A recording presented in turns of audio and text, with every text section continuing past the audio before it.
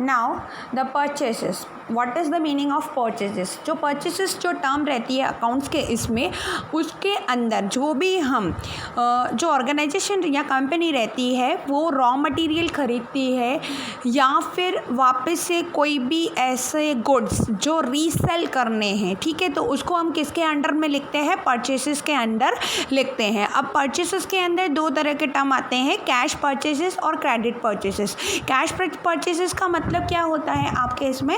जो भी अगर आपने कैश से खरीदा है माल, ठीक है, तो हम उसको क्या बोलते हैं? कैश परचेसेस कहते हैं। और अगर आपने उधार से खरीदा है माल तो हम उसको क्या बोलते हैं?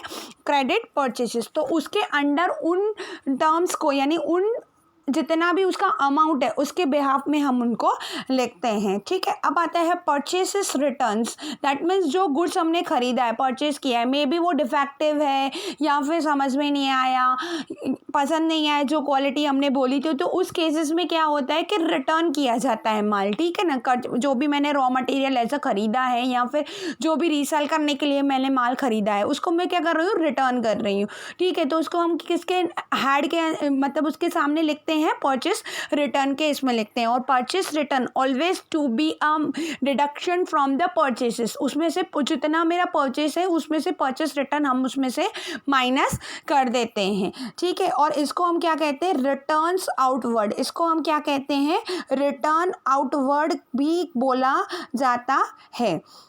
उसके बाद आपका क्या आता है? सेल्स। सेल्स का मतलब क्या रहता है? जो सेल्स टर्म रहती है उसके अंदर मोस्टली क्या होता है? जो भी गुड्स मैंने सेल्स करे हैं, दीज सेल करना मतलब बेचना।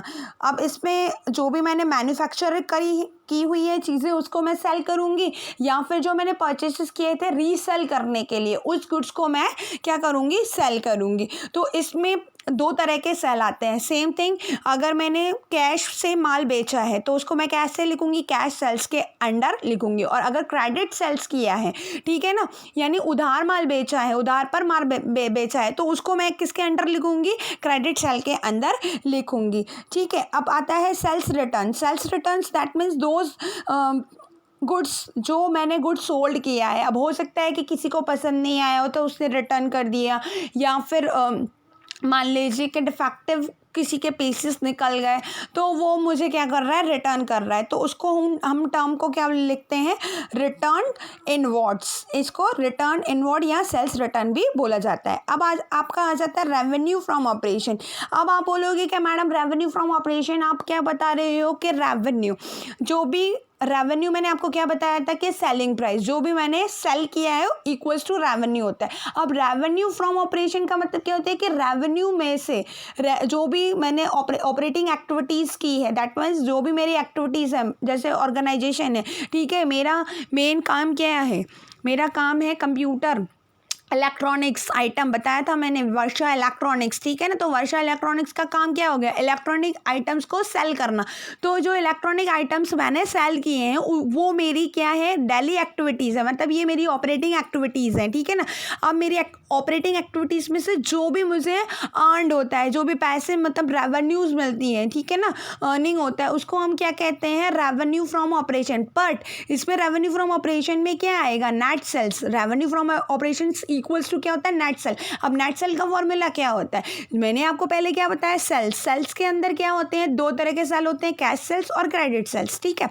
तो इन दोनों का कॉम्बिनेशन क्या होगा? आपका सेल आएगा। बट उसमें से अगर रिटर्न सेल्स माइनस करेंगे तो हमें क्या बचेगा? नेट सेल बचेगा। तो उसको हम क्या कहते हैं? Revenue from operations. ये कंपनी एक्ट 2013 के शेड्यूल 3 में ये दिया गया है। अभी तो आपको मोस्टली सेल्स रिटर्न्स ऐसे ही वर्ड्स आएंगे, बट जब आप नेक्स्ट लास्ट चैप्टर्स तक पहुंचते हो तो उसमें रेवेन्यू फ्रॉम ऑपरेशंस का वर्डिंग यूज़ किया गया है, ठीक है। अब नेक्स्ट है आपका इसके अंदर गुड्स मीन्स व्हाट? जो फिजिकली आइटम्स हमें ट्रेड के अंदर दिखाई देते हैं, यानी जो भी मैंने इसमें क्या किया है? खरीदते हैं या फिर बेचते हैं, ठीक है, उसको हम क्या कहते हैं? गुड्स कहते हैं, ठीक। और जो बिजनेस टर्म्स के अंदर हम क्या बोलेंगे? Stock in trade. इनको हम क्या बोलते हैं? स्टॉक इन ट्रेड, यानी जो खरीदा और जो बेचा।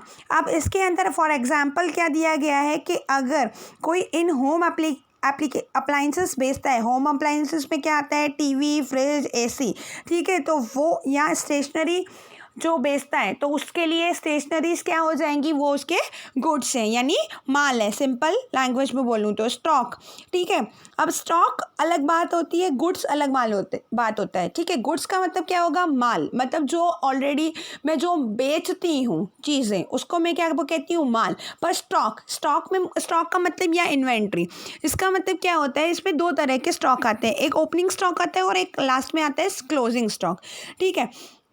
अब इसके अंदर ओपनिंग स्टॉक और क्लोजिंग स्टॉक में क्या होता है कि जो ओपनिंग मतलब जो साल की शुरुआत में मेरे पास हाथ में स्टॉक या माल बचा हुआ है उसको मैं क्या कहती हूँ, ओपनिंग स्टॉक। और जो आखिरी में, साल के आखिरी में, अब साल आखिरी कौन सा होगा, 31 मार्च, और स्टार्टिंग क्या होगा, 1 अप्रैल, ठीक है। 31 मार्च को जो भी मेरे पास माल अभी बचा हुआ है उसको मैं क्या कहती हूँ, क्लोजिंग स्टॉक कहती हूँ। अब स्टॉक और इन्वेंट्री के अंदर भी उसके अलग अलग टाइप्स रहते हैं, कौन से, स्टॉक और inventory of goods. Inventory of goods का मतलब क्या होगा, करंटली जो भी कंपनी स्टॉक अनसोल्ड है, ठीक है, जो मैंने माल मैन्युफैक्चरिंग किया है, जो भी माल मैंने बनाया है या ख़रीदा है वापस बेचने के लिए, अगर वो मेरे पास है तो हम उसको क्या कहते हैं, स्टॉक और इन्वेंट्री ऑफ गुड्स, ठीक है। और उसके अलावा स्टॉक और inventory of raw materials, that means क्या होता है कि जो भी कंपनीज या ऑर्गेनाइजेशंस